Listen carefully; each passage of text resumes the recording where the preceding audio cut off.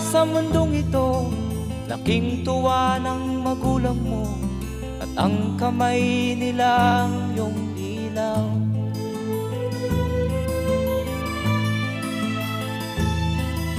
At ang nanay at tatay mo'y di malaman ang gagawin, minamasdan pati pagtulog mo.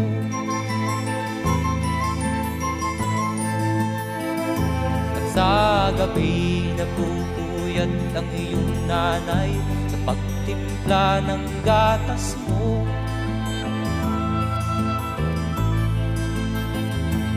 Sa umaga na may kalong ka ng iyong amang tuwang-tuwa sa'yo.